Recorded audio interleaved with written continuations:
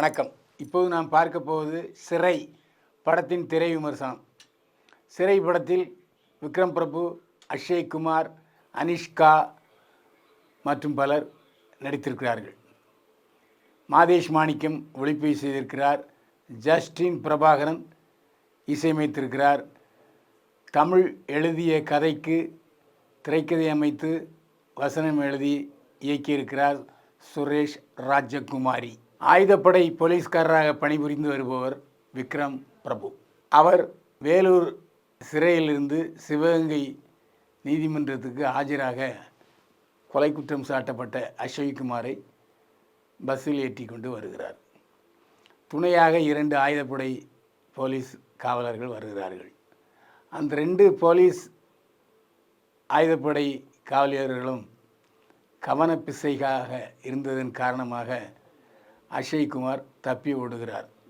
தப்பி ஓடினவர் சும்மா ஓடலை, போலீஸ்காரரிடமிருந்த ஒரு துப்பாக்கியையும் எடுத்து போகிறார். அந்த அக்ஷய் குமார் மீண்டும் பிடிபட்டாரா என்பதுதான் சிறை படத்தினுடைய கதை. இதில் கிளைக்கதையாக வருவது ஏன் அக்ஷய் குமார் கொலை குற்றவாளி ஆகிறார் என்பதை பற்றிய கதை. அக்ஷய் குமார் அவருடைய காதலியை அந்த கிராமத்தில் சந்திக்கிறார். என்னையை காதலிக்காத, நான் ஒரு இஸ்லாமியர், 2வது ஊர் விட்டு ஊர் வந்தவன் என்று சொல்லியும் அந்த பெண் அவரை விடாப்பிடியாக காதலிக்கிறார். இதன் காரணமாக அந்த பெண்ணுடைய உறவினர் கொல்லப்படுகிறார். அந்த கொலைக்கு அக்ஷய் குமார் காரணமாகிறார். உண்மையிலேயே அவர் கொலை பண்ணாரா இல்லையாங்கிறது ஒரு கிளைக்கதை. இந்த படத்தில் விக்ரம் பிரபு ஆயுதப்படை போலீஸ்காரராகவே மாறிவிட்டார். அவருடைய நடிப்பின் பரிணாம வளர்ச்சி இந்த படத்தில் முழுமையாக தெரியுது. அதாவது ஆயுத போலீஸ்காரரின் வலி, உணர்ச்சி போராட்டங்கள் இதெல்லாம் மிக அழகாக இயல்பாக பாவனையில் கொண்டு வந்திருக்கிறார் விக்ரம் பிரபு. தனக்கு இருக்கிற அதிகார வரம்பை பற்றி தெரிந்தாலும் மனிதாபிமான உணர்வோடு ஒருவனுக்கு உதவ நினைத்தது தவறு என்பதை அவர் தெரியாமலேயே செய்கிறார். ஆனால் ஒரு காவலர், ஆயுதப்படை காவலர் எப்படி இருக்க வேண்டும், எப்படி மனிதாபிமானத்தோடு இருக்க வேண்டும். அவர் ஆயுதப்படை போலீஸ்காரர் என்பதை விட்டுவிடுங்கள், முதல்ல மனுஷனாக இருக்கணும். அந்த மனிதனாக இருப்பதை வெளிப்படுத்தி இருக்கிறார் விக்ரம் பிரபு. படம் முழுக்க அவருடைய நடிப்பு ஆதிக்கம் கொடிகட்டி பறக்கிறது. நடிகர்களும் சிவாஜி கணேசனின் பேரன் என்பதை உறுதிப்படுத்தி நிரூபித்திருக்கிறார் விக்ரம் பிரபு. 2வது கதாநாயகனாக வருகிறார் அக்ஷய் குமார். இவர் இந்த படத்தினுடைய தயாரிப்பாளர் லலித்குமாரின் மகன். ஒரு தயாரிப்பாளர் மகன்னா அவன் எந்த அளவுக்கு லக்ஸுரி வாழ்க்கையை வாழ்ந்திருப்பார் என்பது நமக்கு தெரியும். ஆனால் இந்த படத்தில் அந்த கதாபாத்திரம் அவரை துவைத்து எடுத்திருக்கிறது. அதாவது விரக்தியின் விளிம்புக்கே கொண்டு போகிறது. அடி, உத, மிதி எல்லாவற்றையும் பட்டிருக்கிறார் அக்ஷய் குமார். உண்மையிலே அவருடைய ஹோம்ஒர்க்குக்கு, கடின உழைப்புக்கு நிச்சயமாக அவருக்கு வெகுமதி கிடைக்கும். அதாவது நல்ல நடிகராக வலம் வருகிறார். ஒரு கவர்ச்சிகரமான முகம் இல்லை, அதிகமாக ஆள் உயரமும் இல்லை, குள்ளமாக இருக்கார். இருந்தாலும் அந்த காலத்து பாண்டியராஜனை நினைவுபடுத்துகிற மாதிரி ஒரு நல்ல நடிகராக எதிர்காலத்தில் வருவதை இந்த படத்தில் நிரூபிச்சிருக்கார் அக்ஷய் குமார். இந்த படத்தின் கதாநாயகி வாழைக்குமரி, 15 வயசு தான் இருக்கும், இல்லைன்னா 13 வயசு இருக்கும். அந்த வயதிலேயே அவருக்கு காதல் வருகிறது.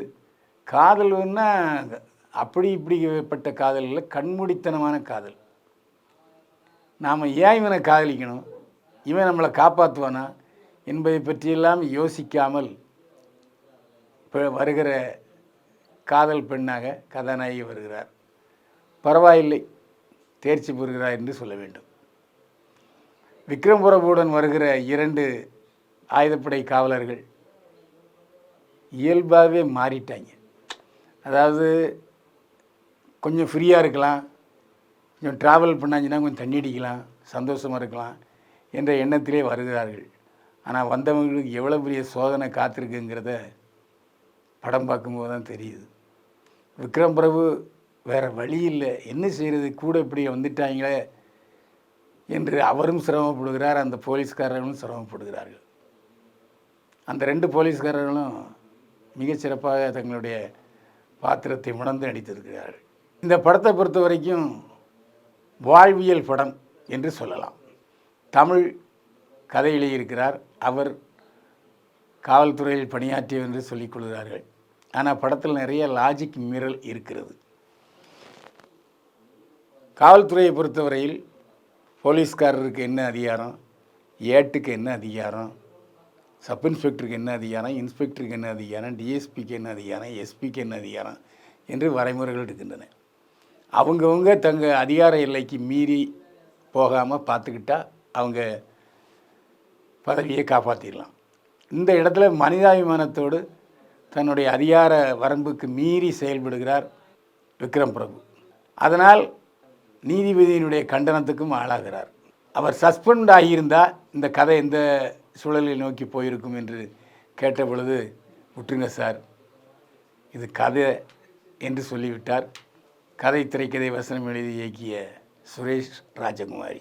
விட்டுடலாம், அது நல்ல கதை, விறுவிறுப்பாகவும் பரபரப்பாகவும் நாற்காலி நுனியில் உட்கார்ந்தபடி படத்தை பார்க்க வைத்திருக்கிறார் சுரேஷ் ராஜகுமாரி. அது மட்டும் இல்லை, கல்லான இதயங்களையும் உருக வைத்திருக்கிறார்.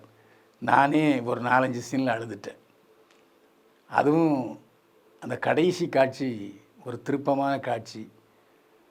அப்படியே கர்ச்சிப்பை வச்சு கண்களை நீரை துளைத்து கொண்டே இருந்தாலும் தொடர்ந்து நீர்வழியை செய்திருக்கிறார் சுரேஷ் ராஜகுமாரி. அந்த வகையிலே நமக்கு அவரை கண்டிப்பாக பாராட்ட வேண்டும். சில குறைகளை மன்னிச்சிடலாம், தப்பே இல்லை. இப்படிப்பட்ட ஒரு நல்ல படம் வருகிற பொழுது இந்த படத்தை பாராட்டுமே தவிர இந்த குறைகளை பெரிதாக கண்டுகொள்ளக்கூடாது என்பது விமர்சனத்தின் கட்டாயம். அந்த அடிப்படையில் விட்டுடலாம். படம் ஃபேமிலியாக உட்காந்து பார்க்கலாம். ஆரம்பத்திலேருந்து கடைசி வரைக்கும் பரபரப்பென்றும் விறுவிறுப்பாகவும் செல்கிறது படம். குடும்பத்தோடு இத்தகைய நல்ல படங்களை தியேட்டரில் போய் பார்த்து தமிழ் சினிமாவை ஒரு நல்ல வழிக்கு கொண்டு வர வேண்டும். இதுபோன்ற சிறந்த படங்கள், பட்ஜெட் படங்கள் வெற்றி பெறுகிற பொழுதுதான் தமிழ் சினிமா அடுத்த கட்டத்துக்கு போகும். எனவே தயவுசெய்து தியேட்டரில் போய் சிறை படத்தை பாருங்கள். பைல்வான் பார்வையில் சிறை படத்துக்கு 100க்கு 65 மதிப்பெண்கள். மீண்டும் சந்திப்போம். வாழ்க வளமுடன்.